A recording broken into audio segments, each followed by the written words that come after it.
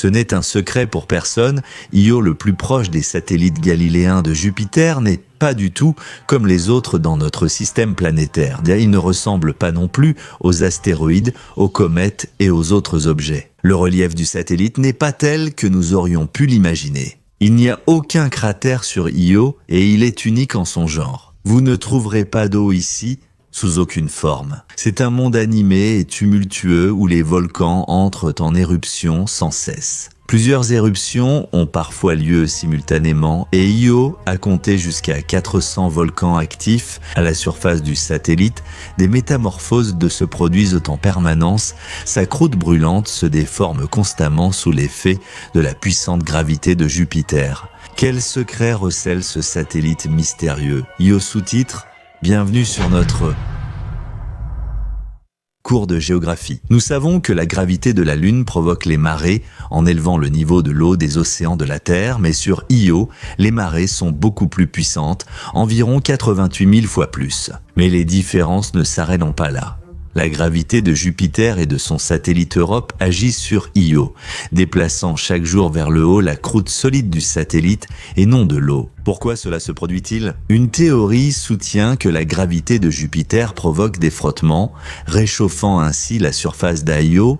L'influence gravitationnelle de Jupiter est si puissante que la croûte du satellite se déchire en morceaux et il y a un mouvement par rapport au manteau. C'est ainsi que du magma liquide se forme à l'intérieur de Io. Elle augmente considérablement de volume et finit donc par jaillir à l'extérieur. Jusqu'ici, on pensait que les roches liquides occupaient des espaces entre le manteau et la croûte, donc entre les roches solides. Au cours de recherches ultérieures, il s'est avéré que l'emplacement réel des volcans ne correspondait pas aux zones supposées. Finalement, les scientifiques sont arrivés à la conclusion que sur Io, il existe une couche de magma liquide qui reste en permanence dans cet état.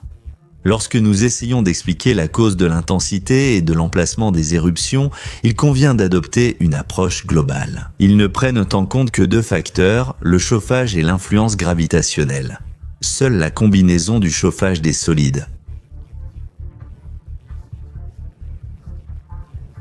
le modèle hybride, qui prend en compte la composante liquide, décrit le plus précisément l'activité volcanique accrue dans la zone équatoriale et le déplacement des éruptions volcaniques vers l'est. Les roches solides, qui se réchauffent simultanément sous l'influence des forces gravitationnelles de marée de Jupiter, peuvent expliquer les éruptions volcaniques précisément à des latitudes plus élevées. Sur cette image, vous pouvez voir les résultats de la modélisation du chauffage de la surface d'Io, qui provient des profondeurs du manteau dans la partie supérieure et de la couche supérieure du manteau, à savoir la sténosphère, dans la partie inférieure. Dans un cas, la température augmente plus près des pôles et dans l'autre, près de l'équateur. L'influence gravitationnelle de Jupiter est si puissante que sous la surface d'Io, la roche en fusion peut constamment bouillonner, et c'est vraiment étonnant. Ces informations permettent de supposer que sous les glaces d'Europe et d'Encelade pourraient se cacher des océans souterrains. Imaginez seulement, avec de l'eau liquide, si la gravité de Jupiter peut contribuer à augmenter la température et à maintenir le niveau nécessaire, surtout dans les couches d'eau liquide. Alors, la vie pourrait apparaître et se développer sur ces satellites, même si elle est très inhabituelle. Récemment, une nouvelle portion d'information nous a été fournie par la sonde de recherche Junon. Il a pris de nouvelles images de la surface où les scientifiques ont examiné certaines particularités du relief, à savoir des îles de feu situées au centre d'un lac, ainsi qu'une montagne assez haute. Plus tard, une visualisation spéciale a été créée afin d'examiner plus en détail ces zones. On pouvait également profiter d'une animation du lac Pataraloki, un lac de lave de plus de 200 km de diamètre. Juno a aussi capturé de nombreux volcans, certains étant en éruption lors de l'observation. Des recherches ultérieures sur les données obtenues ont également permis de découvrir des régions d'Io où la surface était très lisse. Quelles conclusions pouvons-nous tirer de toutes ces informations? Le plus important, c'est que nous savons qu'il y a une énorme quantité de lacs de lave à la surface d'Io et leur structure est assez inhabituelle. Ils possèdent quelque chose qui ressemble à un anneau de lave chaude qui provient des couches internes du satellite. Et la partie principale du lac est une couche dense de croûte fondue. Les images infrarouges nous ont donné une compréhension plus claire des caractéristiques de ces lacs. L'absence de coulée de lave aux frontières du lac et au-delà indique l'existence d'un certain équilibre. La masse en fusion qui jaillit dans les lacs retourne dans le système sous la surface. La lave frappe souvent les bords du lac, formant ainsi des parois. C'est ainsi que cette structure ressemble à un anneau, car la hauteur de ces parois peut atteindre des centaines de mètres. La lave reste à l'intérieur du lac sans déborder à l'extérieur. Dans ces régions, ce sont principalement des roches qui prédominent, lesquelles montent et descendent périodiquement. Elles se déplacent comme un tout sous l'influence de la montée centrale du magma. Et il y a une hypothèse selon laquelle le glissement de la croûte y est impossible, car dans ces régions, il y a friction entre la croûte et les parois du lac. Finalement, de telles structures finissent par se détruire avec le temps, libérant des masses de lave à l'extérieur. Bien sûr, il existe une autre explication. Le magma s'accumule progressivement dans la partie centrale du lac et la couche supérieure s'abaisse à un moment donné sur les bords. Quelles conclusions pouvons-nous en tirer? Sur Io, de nombreuses endeuses transformations géologiques celluleuses se produisent donc chaque jour. Les montagnes sur le satellite sont assez élevées. Par exemple, le point le plus élevé d'Io et l'un des points les plus élevés du système solaire est la montagne Sud-Bassavla. Sa hauteur relative est de 18 200 mètres, c'est plus de 2 fois la hauteur de l'Everest. Les volcans sur Io sont si puissants qu'ils projettent d'énormes nuages de soufre et de dioxyde de soufre à l'extérieur. Io se distingue des autres satellites d'Everest par les éléments qui forment sa structure. Io est principalement composé de roches silicatées, ainsi que de fer qui constitue son noyau. En même temps, les satellites de la partie externe de notre système planétaire contiennent principalement de la glace d'eau. Io possède des pôles où la température diffère des autres régions en raison de l'intense activité volcanique. Sur les surfaces planes, une couche de dioxyde de soufre et de soufre à l'état gelé se dépose. Bien sûr, nous ne pourrons jamais coloniser Io, car les conditions là-bas, pour le dire gentiment, ne sont pas adaptées à l'homme. Cependant, en étudiant de tels satellites, nous obtenons une image plus claire de la façon dont l'univers s'est formé et des possibilités infinies qui existent dans cet immense espace. Et vous, pensez-vous que nous apprendrons quelque chose de plus intéressant sur Io à l'avenir ? Curiosity et Perseverance sont devenus deux des rovers martiens les plus célèbres de l'histoire, et leurs missions se poursuivent encore aujourd'hui. Ils sont actuellement à 235 millions de kilomètres de notre planète. Les rovers travaillent sans relâche pour que l'humanité obtienne plus d'informations sur la planète rouge. Nous rencontrons désormais moins le problème de la lenteur de transmission des données vers la Terre, et les engins d'exploration sont capables, presque en temps réel, de nous montrer ce qui se passe sur Mars. Nous avons beaucoup parlé de ce qui a été découvert d'intéressant sur la planète par le passé, mais aujourd'hui, nous vous invitons à découvrir ce que les rovers Curiosity, Perseverance et d'autres encore ont récemment trouvé pour nous. Commençons par les réalisations de Curiosity et Perseverance. Grâce à eux, nous avons obtenu des images du cratère G0,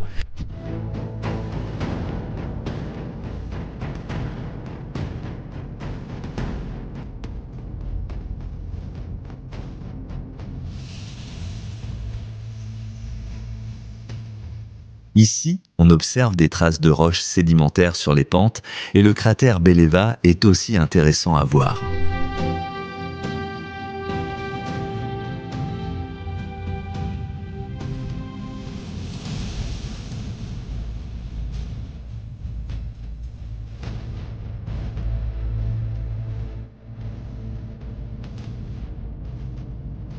L'un des plus anciens cratères,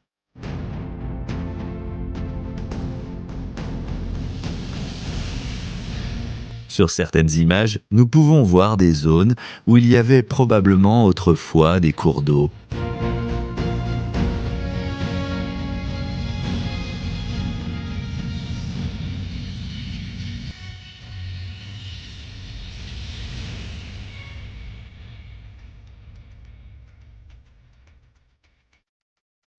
Et voici des images des collines de Vallée Nord. On y trouve des roches qui servent de preuve qu'il y avait autrefois un immense banc de sable à cet endroit.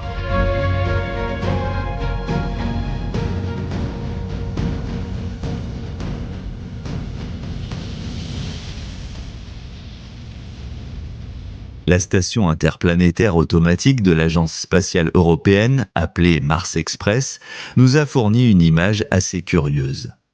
Vous pouvez voir du givre sur le volcan Ali.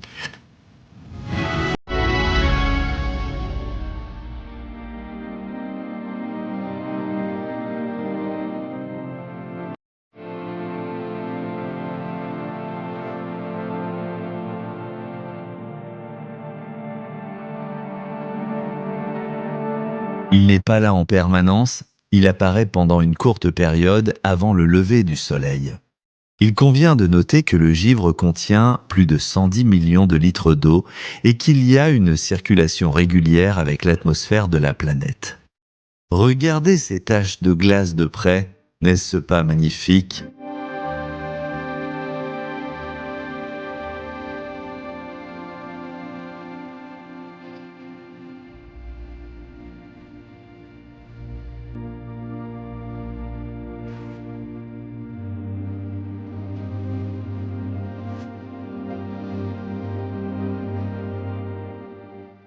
Le relief de Mars est bien plus intéressant qu'il n'y paraît à première vue. Par exemple, voici des fissures qui rappellent vaguement des alvéoles d'abeilles.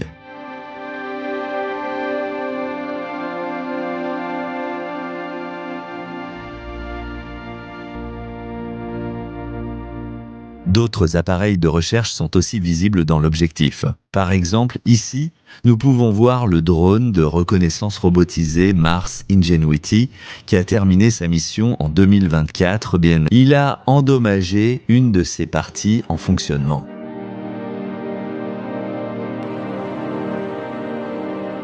Le monde de la planète rouge est un monde rempli de nombreux mystères où il reste encore des objets capables de nous surprendre. Et il est tout à fait possible que, si un jour nous colonisons Mars, cela devienne pour nous une vue familière depuis la fenêtre d'une station de recherche.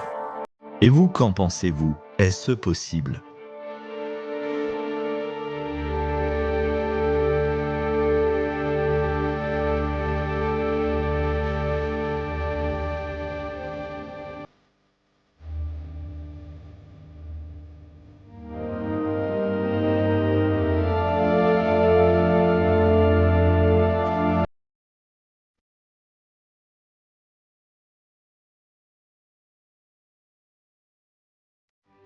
À l'époque des découvertes spatiales fulgurantes, parfois, il nous semble que nous savons presque tout sur notre univers. Mais ce n'est vraiment pas le cas. De plus, certains faits que nous avons toujours pris pour des vérités ne le sont en réalité pas, ce qui est déjà un fait scientifique peu connu du grand public.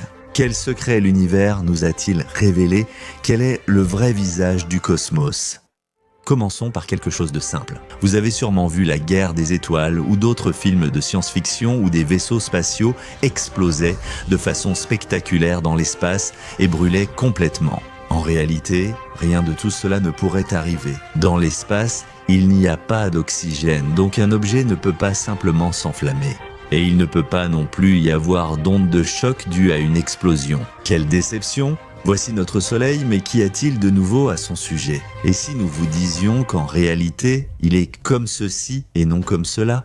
Et oui, on peut dire que la véritable couleur du Soleil est le vert. Mais pourquoi sur toutes les photos, il apparaît orange-jaune, rouge-blanc, mais jamais vert? Nous savons déjà qu'avec le spectre des couleurs, on peut déterminer la température d'une étoile. En termes simples, chaque couleur correspond à une certaine longueur d'onde émise par l'astre. Les étoiles les plus froides sont rouges, les plus chaudes sont bleu-azur. Notre Soleil émet la majorité de ces ondes dans le spectre verdâtre, mais il émet aussi des ondes d'autres longueurs. C'est pourquoi nous voyons un mélange de couleurs formant la lumière blanche. Sur de nombreuses photos, la couleur du Soleil peut varier. Par exemple, notre étoile principale semble même jaune si on la regarde depuis la Station spatiale internationale. Cela se produit parce que les ondes proches du spectre bleu sont diffusées par l'atmosphère. En réalité, le Soleil ne peut absolument pas être jaune. sauf peut-être sur les dessins d'enfants. Parce que dans ce cas, notre planète serait un endroit désertique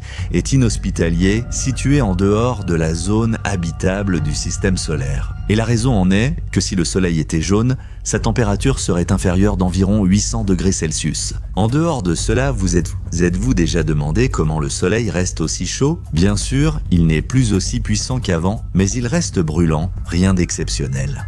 En fait, il n'y a pas de véritable combustion sur le Soleil, car cela nécessiterait une énorme quantité d'oxygène qui est pratiquement absente là-bas. Le Soleil est principalement composé d'hélium et d'hydrogène. C'est plutôt un environnement idéal pour la formation de réactions nucléaires. Grâce à elle, notre étoile principale est aussi chaude. Comme vous le savez, Mercure est la planète la plus proche du Soleil, donc c'est la plus chaude. Ce n'est pas si simple, bien sûr, les conditions sont différentes et...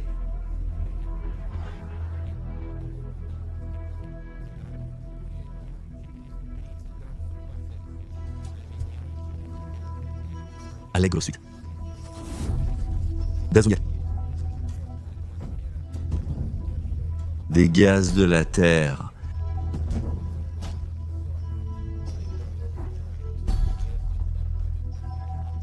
Son capitaine doit être un maître dans son domaine pour éviter une collision avec l'un des astéroïdes. C'est vrai, n'est-ce pas? Eh bien non, encore une fois, les films sur l'espace nous donnent une image compliquée. Non, bien sûr que non. La ceinture d'astéroïdes contient des billions d'objets de tailles différentes, dont beaucoup pourraient facilement écraser un vaisseau spatial hypothétique. Cependant, cela est très peu probable. Et tout cela parce qu'ils sont très éloignés les uns des autres. C'est pourquoi on peut traverser la ceinture d'astéroïdes sans jamais rencontrer un seul astéroïde. En général, la distance entre les astéroïdes est plus de 2 fois supérieure à la distance entre la Terre et la Lune. Finalement, tout cela n'est pas aussi épique que prévu. Déplaçons-nous de la ceinture d'astéroïdes un peu plus près de notre planète. Vous êtes-vous déjà demandé combien d'étoiles on peut voir dans le ciel la nuit ? Elles semblent infinies, il est donc impossible de savoir combien il y en a. Cependant, des scientifiques de l'université de Harvard ont relevé le défi et ont découvert que depuis la Terre, sans utiliser de télescope, nous pouvons voir 9110 étoiles. Impressionnant. Parlons maintenant de l'ensemble du système solaire. Nous savons que les planètes tournent en orbite et autour de leur propre axe, mais vous devez également savoir que le système lui-même tourne autour du centre de la Voie lactée. Elle effectue une révolution complète en seulement 230 millions d'années. Imaginez seulement, la dernière fois que la Terre était à cet endroit précis, les dinosaures parcoururent la planète et l'humanité était encore très loin d'apparaître. Et si nous vous disions que, en réalité, toutes les planètes ne tournent pas autour du Soleil. On peut certes voir le Soleil comme le centre du système planétaire, mais ce n'est pas si simple. Les scientifiques ont découvert que la rotation orbitale des planètes s'effectue autour du centre de masse du système solaire, appelé barycentre. Dans certains cas, il se trouve au centre de l'objet, assurant l'équilibre de la masse gravitationnelle. Et le plus souvent, le centre de masse ne coïncide pas avec le Soleil. Pour la Terre, le barycentre est presque au même endroit que l'astre. Mais dans le cas, par exemple, de Jupiter, il se déplace d'environ 55 000 km. Et que se passerait-il pour un homme s'il était projeté dans l'espace sans combinaison spéciale ? La chose la plus évidente, c'est qu'il perdrait simplement connaissance dans les 15 premières secondes à cause du manque d'oxygène, puis en quelques minutes, les organes cesseraient de fonctionner et ce serait la mort inévitable. Il y a aussi un risque que le corps humain commence simplement à gonfler, se transformant en une sorte de ballon, tout cela à cause des bulles d'azote qui commenceraient à apparaître dans notre sang. D'ailleurs, la menace de gelée serait minime car dans le vide de l'espace, ces processus se déroulent très lentement. Ah oui, nous ne vous avons pas dit qu'il n'y a ni coronavirus ni ce type de température dans l'espace. Il était même impossible d'affirmer que l'espace est froid. La température est déterminée par la quantité d'énergie que dégagent les particules et par la vitesse à laquelle elles se déplacent. Dans le vide, les particules ne peuvent pas se déplacer. En conséquence, dans ce cas, nous ne pouvons pas parler d'une notion telle que la température. Malheureusement ou heureusement, l'espace n'est pas un vide absolu. Dans certaines de ces régions, il y a par exemple des étoiles dont les particules émettent de la chaleur. Comme vous le savez, il n'y a pas d'étoiles dans l'espace et ils ne crient que par le silence. Pourtant, ce n'est pas tout à fait exact. En effet, les particules sont trop éloignées les unes des autres pour que le son puisse parcourir une distance suffisante, mais il existe tout de même dans l'espace des objets qui possèdent assez de particules pour propager le son. Voici par exemple le son qu'émet un nuage de gaz chaud entourant un trou noir dans l'amas de galaxies de Persée.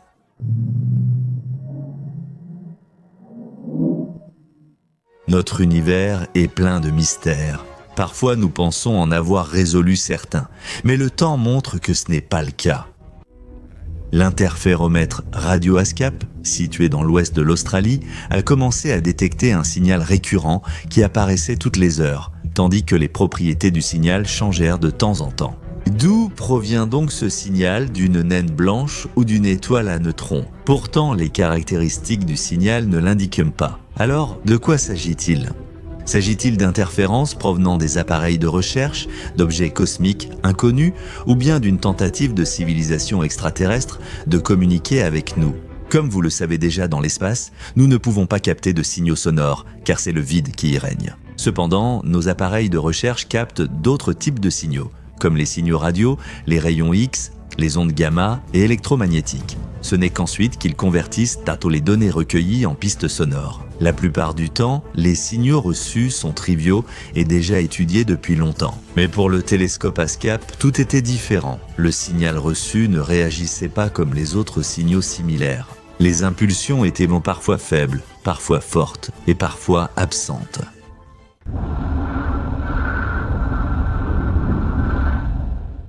Les scientifiques ont nommé ce signal J1935-2148. Une étude approfondie a révélé que la direction du signal n'était pas constante. Elle changeait en fonction du point de l'espace par lequel le signal passait. On appelle cela des ondes à polarisation circulaire. Les scientifiques ont découvert que l'objet source du signal a 3 phases, ce qui influence ses caractéristiques. La première phase dure de 10 à 50 secondes, produisant des impulsions de type à polarisation linéaire. La deuxième dure environ 370 millisecondes, alors la force des impulsions diminue nettement et la troisième phase correspond à l'absence d'impulsion. Ce signal à 3 phases se répète toutes les 54 minutes. La source du signal est considérée comme l'un des objets les plus lents. Cependant, nous ne savons en fait rien de son origine. Les scientifiques avancent plusieurs hypothèses. L'objet serait une naine blanche ou non. Découvrir ce que cela signifie, découvrir cela est une condamnation. Cela arrivera et le retour de Beau.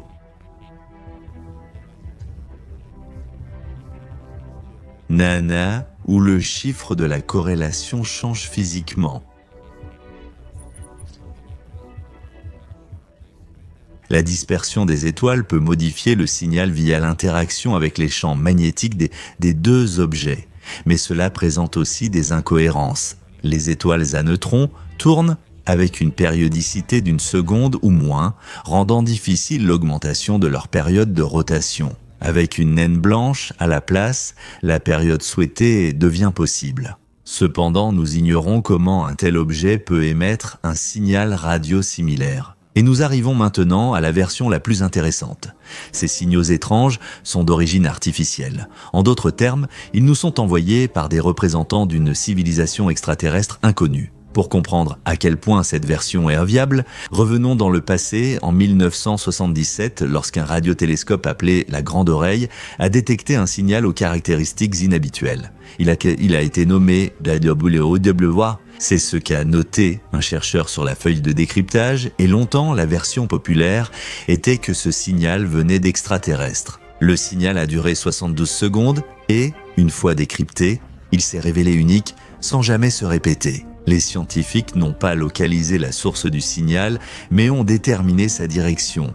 La constellation du Sagittaire, près du centre de la Voie lactée, riche en objets galactiques. Plus tard, en utilisant les données du télescope Gaïa, ils ont trouvé 15 étoiles potentielles d'où les ondes radio pouvaient provenir. L'étoile la plus probable était appelée Toumassan 9281 982 qui se trouve à 1800 années-lumière de nous. Après que le signal WOW ait été enregistré en 1977, un grand nombre de radiotélescopes ont tenté de le détecter à nouveau. La dernière fois, en 2022, une étude détaillée de 15 étoiles candidates possibles a été menée, mais aucun signal suffisamment puissant n'a été trouvé. De plus, aucune exoplanète ne s'est trouvée sur le chemin, cependant nous avons appris qu'il y avait une source d'émission artificielle près de ces étoiles. Pendant ce temps, le signal aurait pu se répéter s'il avait été stationnaire, c'est-à-dire si sa source était restée constamment au même endroit. C'est pourquoi on suppose que le signal provenait d'un engin volant qui se déplaçait à grande vitesse. Si le signal provient réellement de représentants d'une civilisation extraterrestre, où qu'ils soient, pourquoi l'hypothèse des extraterrestres n'est-elle pas immédiatement écartée? Dans la communication numérique, on utilise toujours un codage des données entrantes. Sans connaître les bases du code, il est impossible de déchiffrer le message et difficile de le distinguer du bruit cosmique. Mais en même temps, les chercheurs sont convaincus que tout code peut être déchiffré si l'on dispose d'une partie suffisante du message. Et voici un exemple. Durant la Seconde Guerre mondiale, les Britanniques ont déchiffré le code Enigma après avoir compris que le message mentionnait la météo, utilisant ce mot pour percer le code. Des signaux similaires provenant des pulsars, toujours présents dans l'espace et bien connus de nous, peuvent servir de guide, d'indicateur pour des messages extraterrestres. Les chercheurs estiment que les extraterrestres pourraient se servir des pulsars pour s'orienter, et que cela deviendrait un outil clé pour décoder leurs signaux. Même les auteurs de l'hypothèse reconnaissent que dans la version initiale,